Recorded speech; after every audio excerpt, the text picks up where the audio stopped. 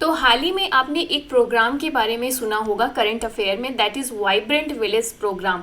सो अमित शाह जो हमारे home minister हैं, इन्होंने अरुणाचल प्रदेश में जाकर ये स्कीम को लॉन्च किया है, that is vibrant village programme. तो इसी स्कीम के बारे में हम आज कुछ फैक्चुअल इन्फॉर्मेशन जानेंगे जो एग्जाम पॉइंट ऑफ व्यू से इंपॉर्टेंट है, और थोड़ा सा स्ट्रैटेजिक इंपॉर्टेंस समझने की कोशिश करेंगे कि जो ये स्कीम या प्रोग्राम है ये स्ट्रैटेजिकली क्यों इतना इम्पॉर्टेंट है। राइट, तो अरुणाचल प्रदेश आप ये मैं लास्ट में क्वेश्चन को डिस्कस करूंगी इसमें से एमसीक्यू के रूप में। तो सबसे पहले देखते हैं कि what is the vibrant village programme. तो थोड़ा सा मैं अरुणाचल प्रदेश की लोकेशन दिखाने की कोशिश करूंगी आपको यहाँ पर। So this is the Arunachal Pradesh. So border areas पे इसमें जो भी है, जैसे कि हमारा वेस्टर्न सेक्टर हो गया, ये मिडिल सेक्टर हो गया, ये ईस्टर्न सेक्टर हो गया, जो बॉर्डर डिस्प्यूट से होते हैं हमारे चाइना के साथ में। सो इंडिया चाइना बॉर्डर को ये 3 कैटेगरीज में बांटा जाता है।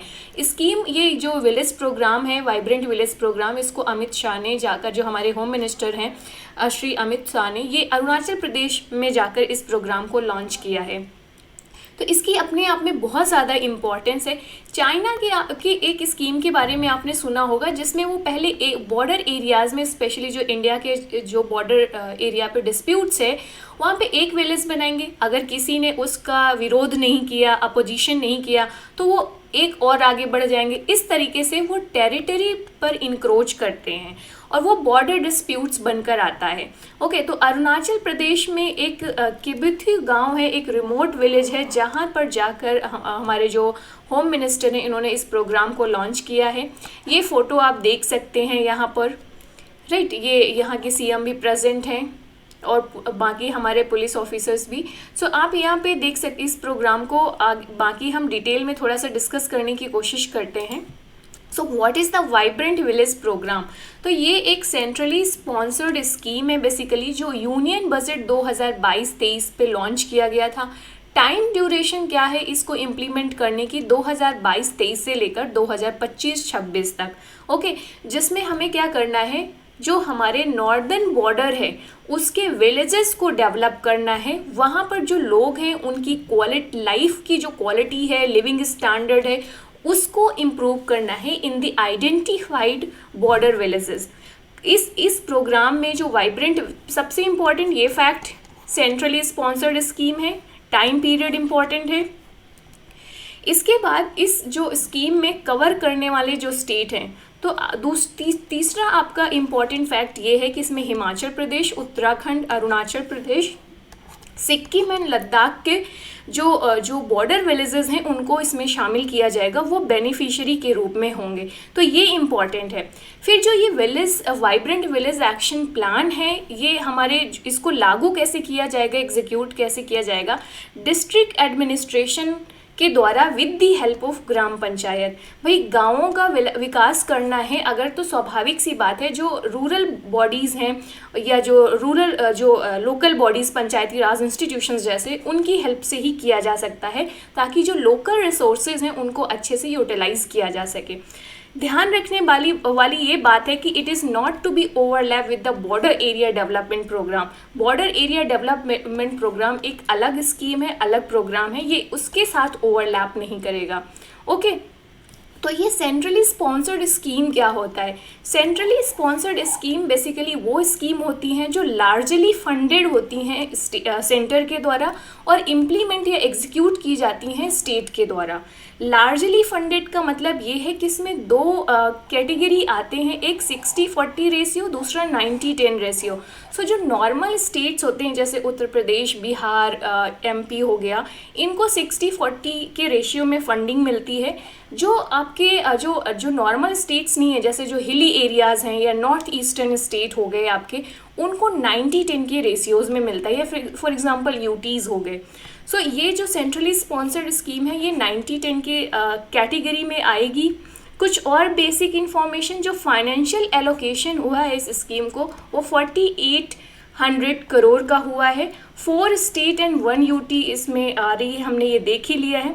तो इसमें क्वेश्चन पूछा जा सकता है कि क्या सिर्फ स्टेट के लिए है, इसमें कोई यूटी नहीं है? तो इस ध्यान रखना है। एक इसमें यूनियन टेरिटरी है, दैट इज़ लद्दाख। तो ये ध्यान रखना है।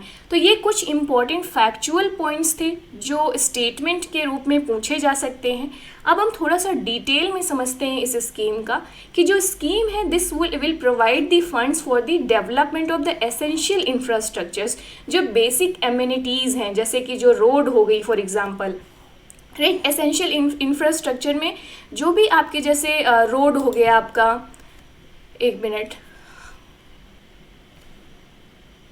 हाँ, so construction of the roads, bridges हो गए, या इलेक्ट्रिसिटी हो गई, access to clean water, drinking water हो गया, तो ये या स्किल डेवलपमेंट प्रोग्राम हो गया। तो इसके लिए ये प्रोग्राम डिफरेंट इनिशिएटिव लेगा जिसमें ये basic amenities and promoting the economic growth of the rural areas इसका एम रहेगा। ओके, सो वाइब्रेंट विलेज प्रोग्राम आपका गवर्नमेंट का जो लार्जर विजन है आत्मनिर्भर भारत का, या you can say that India को सेल्फ रिलायंट और सेल्फ सफिशिएंट बनाना, उस एक विजन का एक पार्ट कह सकते हो, या उसी लाइन से ही मोटिवेटेड है।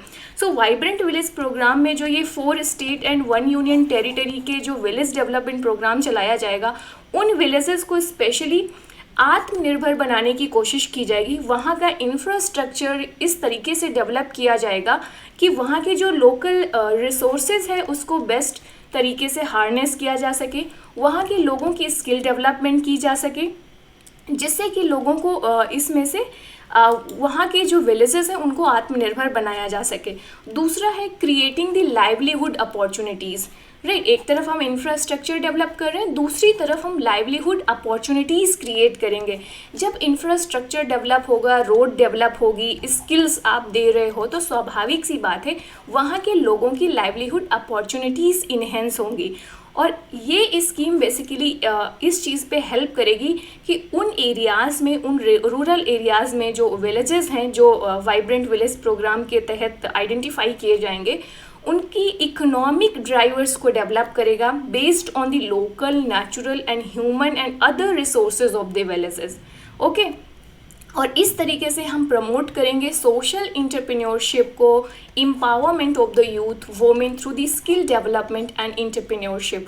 सो ये बेसिकली आत्मनिर्भर जो भारत है उस पे भी कंट्रीब्यूट करेगा कहीं ना कहीं। सो नॉर्दर्न स्टेट पे स्टेबिलिटी बहुत ज़रूरी है एक तरीके से आप कह सकते हो, क्योंकि जिस तरीके से मिलिटेंसी इधर रहता है, इस एरिया पे डिस्टर्ब रहता है, या नॉर्थ ईस्टर्न एरियाज़ की जो इकोनॉमिक डेवलपमेंट है या पॉलिटिकल स्टेबिलिटी है बहुत इम्पॉर्टेंट है अगर हमें ओवरऑल इंडिया की स्टेबिलिटी, नेशनल सिक्योरिटी और इकोनॉमिक प्रॉस्पेरिटी को अगर हम लार्जर सेंस में देखें तो।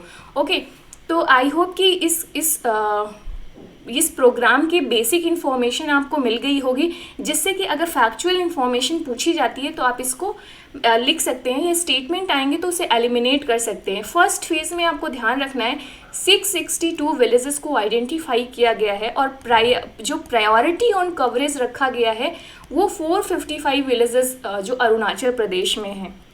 ओके, तो ये कुछ उसी तरीके से हो गया कि जिस तरीके से चाइना इंडियन टेरिटरी की तरफ बॉर्डर एरियाज़ में एक गांव बनाकर फिर दूसरा गांव बनाकर बसाकर इस तरीके से आगे बढ़ते हैं, तो इंडिया ने भी कुछ उसी तरीके का प्रोग्राम अडॉप्ट किया कि भाई हम अपने बॉर्डर एरियाज़ के विलेजेस को ही डेवलप कर देंगे, वहाँ का इंफ्रास्ट्रक्चर डेवलप कर देंगे ताकि हम बेटर सिक्योरिटी प्रोवाइड कर सकें, राइट। तो अब यहाँ पर वही हो गया ना कि चाइना की भाषा में ही हम उन्हें जवाब दे रहे हैं। तो ये इम्पॉर्टेंट स्कीम है और स्ट्रेटेजिकली बहुत इम्पॉर्टेंट है ये स्कीम यहाँ पर। तो कोशिश यही रहेगी इंडियन गवर्नमेंट की कि इसे सक्सेसफुली यहाँ पर इसे एग्जीक्यूट कराया जा सके। ओके, सो अभी ये क्वेश्चन को यहाँ पे एड्रेस कर लेते हैं, प्रैक्टिस क्वेश्चन को, कि recently the vibrant village programme was frequently mentioned in the news, it is a flagship scheme of which ministry.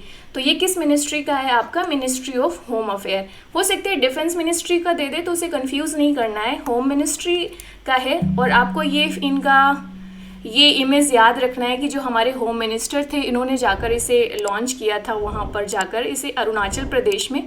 तो इस तरीके से आप इसे याद रखेंगे। तो this is all for today guys, thank you. अगर आप पहली बार मेरे चैनल में आए तो प्लीज़ डू सब्सक्राइब मेरी channel. Thank you so much.